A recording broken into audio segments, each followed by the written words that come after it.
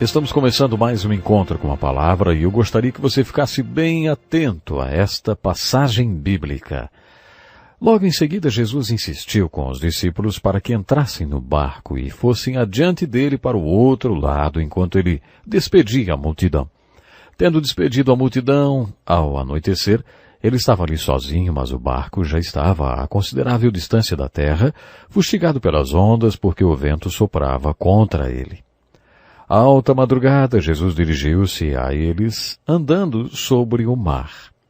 Quando o viram andando sobre o mar, ficaram aterrorizados e disseram, "É um fantasma!"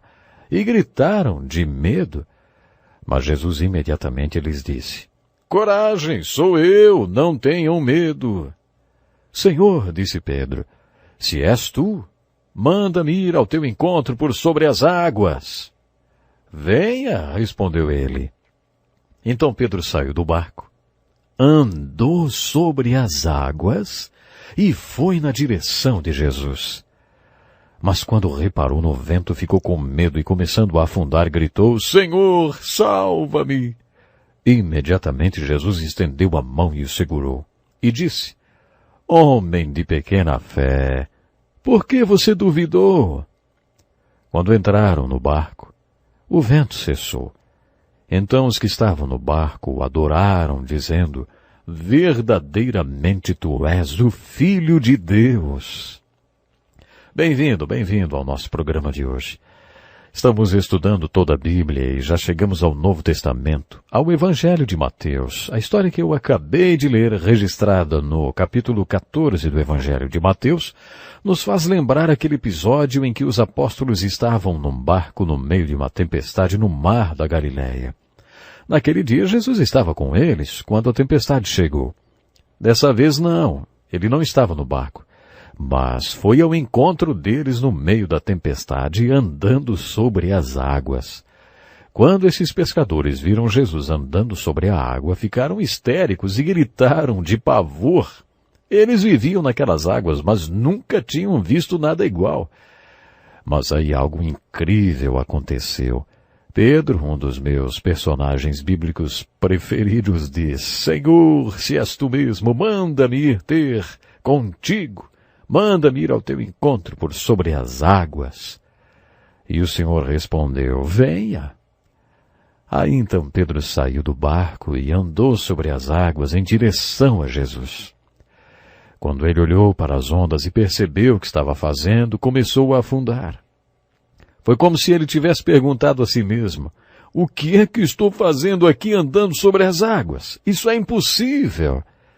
Muitos de nós que conhecemos essa história criticamos Pedro, dizendo apenas que ele afundou quando andou sobre a água. Não destacamos a sua incrível vitória. Você já teve fé suficiente para andar sobre as águas no meio de uma tempestade? Pois olha, Pedro fez isso. Ele foi o único no barco com fé para isso. Mas, mesmo assim, nós só lembramos que ele afundou. Quando ele tirou os olhos de Jesus e começou a afundar, fez a oração mais rápida da Bíblia. "Senhor, salva-me." Se a oração fosse um pouco mais comprida, as palavras seguintes seriam glub, glub, glub, glub. Já teria se afogado. Estaria no fundo do mar. Mas o Senhor o salvou. Essa é uma oração que todos precisamos fazer alguma vez na vida, não? "Senhor, salva-me." Você já passou por uma situação em que teve que fazer essa oração? Você já passou por uma tempestade tão horrível que ninguém pudesse ajudá-lo a não ser o Senhor? Creio que o Senhor permite essas tempestades, ou até manda umas tempestades de vez em quando para nós. Mas quando estamos começando a afundar, Ele diz, "Venha e ande sobre as águas comigo." Homens de negócios passam por muitas tempestades. Certa vez conversei com um executivo que me disse, "Às vezes vejo uma luz no final do túnel, mas não sei se é o fim dele ou um trem vindo em minha direção." É assim que muitas pessoas se sentem no mercado de hoje. Às vezes a tempestade é tão forte para esses homens de negócio que eles começam a afundar. Mas Deus diz, "Ande sobre as águas comigo e você poderá ver através da tempestade." Pedro não saiu do barco até que tivesse certeza que era o Senhor quem estava falando com ele e que o estava convidando a andar sobre as águas. No livro de Êxodo lemos que os filhos de Israel passaram pelo Mar Vermelho. O mar se abriu e os israelitas passaram pisando a terra seca. Os egípcios tentaram fazer a mesma coisa, mas afundaram porque Deus tinha convidado apenas os filhos de Israel para atravessarem o mar, e não os egípcios. Às vezes Deus quer, e outras vezes Ele não quer que você ande sobre a água. Se Deus o chamar para andar sobre as águas, certifique-se de que é Deus mesmo quem o está guiando. Pedro é um grande exemplo nessa história para nós. Em 1 Coríntios, capítulo 10, verso 11, lemos que essas coisas aconteceram a eles como exemplos e foram escritas como advertência para nós. E é assim que devemos estudar essas histórias da Bíblia. Nessa história, Pedro andou sobre as águas e se tornou um alerta para nós nunca tirarmos os olhos do Senhor Jesus. Quando Pedro começou a afundar e o Senhor o salvou, Jesus disse a Pedro: "Por que você pensou 2 vezes?" No meio da escuridão da tempestade, Pedro não deveria ter duvidado do que o Senhor realmente queria fazer com ele, né? Pedro não deveria ter duvidado do que o Senhor o fez saber à luz do dia, por exemplo. No capítulo 15 de Mateus descobrimos mais um grande ensino de Jesus. Esse ensino é dado na forma de um diálogo. Você pode até achar que foi meio ríspido. Foi um diálogo de Jesus com os líderes religiosos. Quando fizemos a introdução dos evangelhos, dissemos que uma das coisas que seriam abordadas nesse estudo seria o ministério de revelação de Jesus. O ministério de Jesus apresenta-se de várias formas. Seu ministério de regeneração constitui-se em seu milagre em ação, o seu ministério de doação de vida. Procure ler também sobre o ministério de redenção de Jesus, que é a sua morte na cruz, e reflita sobre tudo o que ela significa. Já vimos que Jesus ensinou por meio de parábolas e que ele fazia sermões muito importantes. Jesus ensinou através das conversas que tinha com o povo. Ele também ensinou através das conversas que tinha com os apóstolos. Jesus também ensinou quando travou ríspidos diálogos com os líderes religiosos. Quando você ler a passagem desse diálogo ríspido, procure focalizar no ensinamento, não importa se é um diálogo amigável ou ríspido, Jesus estava sempre ensinando. Outro diálogo de Jesus com um tom mais severo encontra-se em Mateus 15 e Marcos 7. Naquela ocasião, Jesus estava sentado para fazer uma refeição. Os escribas e fariseus tinham suas tradições e uma delas era que quando a pessoa se sentava para comer, tinha que lavar muito bem as mãos. Isso não está escrito nas Escrituras, mas era mais uma de suas fortes tradições. Muito bem, Jesus se sentou para comer e não fez isso. Por isso os líderes religiosos o criticaram. Eles perguntaram: por que os seus discípulos não vivem de acordo com a tradição dos líderes religiosos, em vez de comerem o alimento com as mãos impuras? Eles repreenderam Jesus por eles não terem passado pelo cerimonial de limpeza.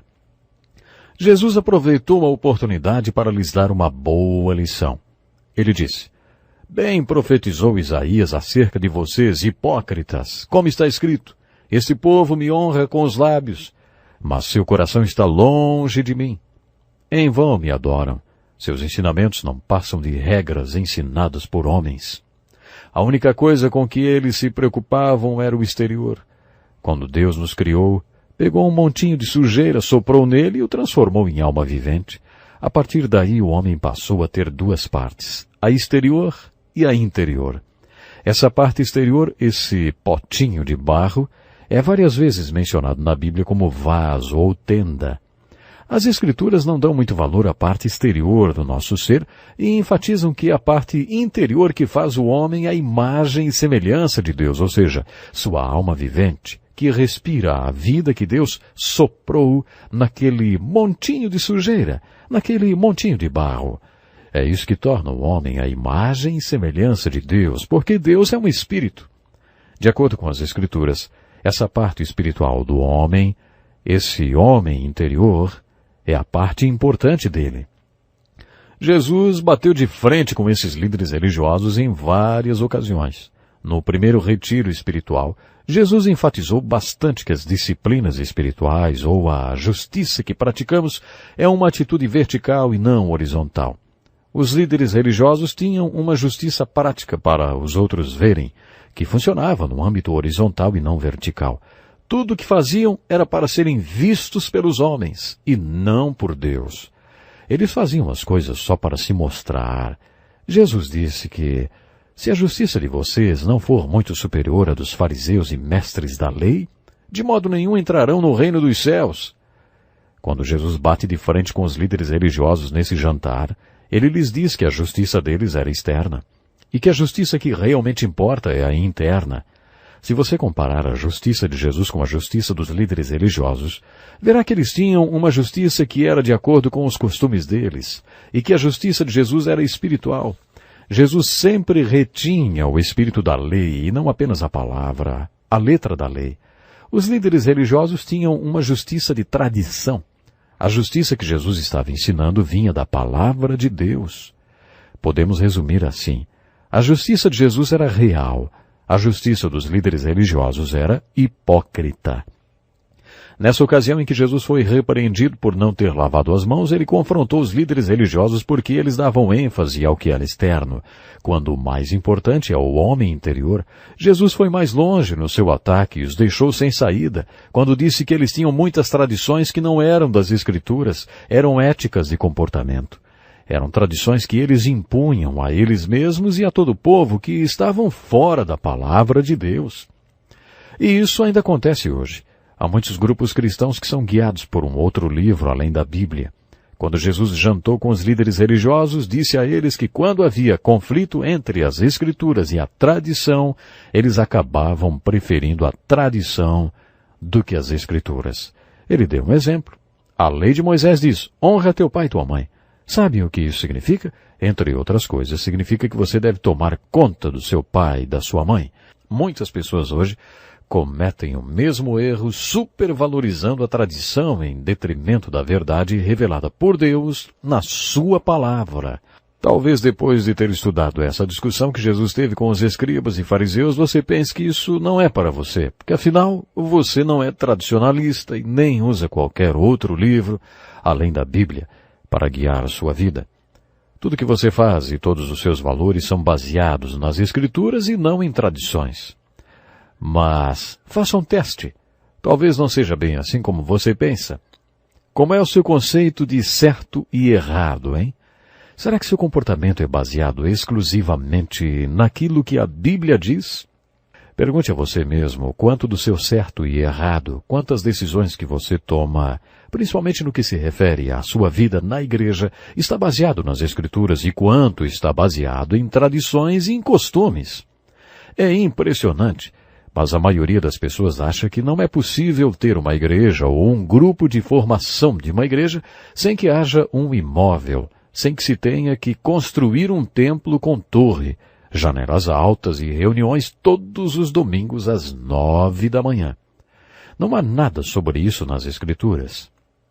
Você pode fazer a mesma coisa a vida inteira, não porque a Bíblia orienta daquela maneira, mas porque sempre foi assim e se tornou uma tradição. Nesta discussão que Jesus teve com os líderes religiosos, ele disse: por que vocês transgridem o mandamento de Deus por causa da tradição de vocês, hein? Devemos saber distinguir o que é conceito bíblico e o que é tradição. Vamos tomar como exemplo o que aconteceu na China. Por mais de 50 anos não foi permitida a entrada de missionários ali. Recentemente suas portas se abriram e descobrimos que há mais de 75 milhões de cristãos nas igrejas subterrâneas ou clandestinas da China. Essas igrejas não têm templos, nem janelas altas, nem torres. Também não fazem um monte de coisas da maneira como estamos acostumados a fazer. Mas a igreja que existe na China é muito forte. Isso prova que há certas coisas que fazemos na igreja que são bíblicas e outras que são apenas tradições. Podemos tirar mais uma lição dessa discussão de Jesus com os escribas e fariseus registrada no capítulo 7 de Marcos. Nesse episódio, Jesus falou da importância do que é interior, o homem interior e não o exterior. Não percebem que nada que entre no homem pode torná-lo impuro? O que sai do homem é que o torna impuro. Os ensinos de Jesus são sempre muito importantes e profundos. Muitas pessoas acreditam que os problemas da nossa sociedade são uma questão de educação, de reformulação. Limpar as favelas, mudar o ambiente do homem para que seus problemas sejam resolvidos. Jesus disse que não. A questão é o que está no interior do homem que o faz responder às influências externas da maneira como responde. Podemos afirmar que a pobreza leva à formação de gangues, mas a pobreza também produziu homens como o antigo presidente dos Estados Unidos, Abraham Lincoln. A pobreza pode produzir um herói nacional ou um criminoso muito temido. A diferença está em como as pessoas respondem à pobreza. O problema não é a pobreza. Jesus ensinou sobre isso no final do Sermão da Montanha, quando nos falou sobre as tempestades da vida batendo sobre as duas casas. Uma das casas tinha um fundamento e a outra não. A casa que tinha fundamento representa o homem que ouve e obedece o ensino da palavra. A obediência ao ensino de Jesus é o fundamento que possibilita que a casa aguente firme as tempestades. Portanto, o fundamento da primeira casa descreve a maneira como o homem responde às tempestades da vida e a qualquer problema. O ambiente não é a questão. O problema é como o homem responde ao problema. Por que um responde de um jeito e o outro de outro? É isso que faz a diferença. Jesus nos ensinou muito quando explicou para os escribas e fariseus por que ele não passaria pela cerimônia de lavar as mãos antes do jantar. Anos atrás, 2 homens discutiam em Londres a questão do cristianismo e do comunismo. O comunista apontou para um homem sentado na calçada e gritou: "O comunismo pode dar uma roupa nova para esse homem." O cristão apontou para o mesmo homem e disse: "O cristianismo pode colocar um novo homem dentro daquela roupa." Essa é a diferença e a verdade que Jesus estava ensinando no capítulo 7 de Marcos. Jesus estava ensinando que a solução que ele veio implantar vem de dentro para fora, e não de fora para dentro. Caminhando no estudo desses evangelhos, encontramos outro ensinamento importante de Jesus. Dessa vez o diálogo ocorreu entre Jesus, Pedro e os outros apóstolos. Um dia Jesus perguntou aos apóstolos: "Quem os outros dizem que o Filho do Homem é?" Eles responderam: "Alguns dizem que é João Batista, outros Elias, e ainda outros Jeremias, ou um dos profetas." Então Jesus perguntou: "Quem vocês dizem que eu sou?" Pedro diz: "Tu és o Cristo, Filho do Deus vivo." Jesus então diz para Pedro: "Feliz é você, Simão, filho de Jonas, porque isto não lhe foi revelado por carne ou sangue, mas por meu Pai que está nos céus." E Jesus acrescentou: "Você é Pedro, e sobre esta pedra edificarei a minha igreja, e as portas do Hades não poderão vencê-la." Essa é uma passagem muito importante, antes de tudo porque é uma confissão de quem Jesus é. Em todo o Evangelho vemos que as pessoas perguntavam: "Quem é esse homem?" Quando Jesus acalmou a tempestade, os discípulos perguntaram: "Quem é este homem?" Eles não perguntaram se Jesus era quem dizia ser. Dessa vez Jesus dirige a pergunta diretamente para os apóstolos: "Quem vocês dizem que eu sou, hein? Quem você diz que Jesus é?" Essa pergunta é muito importante. Pedro foi direto: "Tu és o Cristo, o Filho do Deus vivo." Poderíamos dizer que Jesus, em outras palavras, respondeu assim para Pedro: "Pedro, você não é muito esperto. Vou construir minha igreja sobre o fato de que um homem comum como você pode fazer uma declaração de fé tão extraordinária como essa." Uma vez, depois que acabei de pregar numa reunião para empresários, um homem recém-convertido com ar intrigado aproximou-se e disse: Dick, só pode ter sido o Espírito Santo porque você não é tão esperto assim, viu?" Na hora eu me espantei que um crente tão novo já tivesse um discernimento tão bom.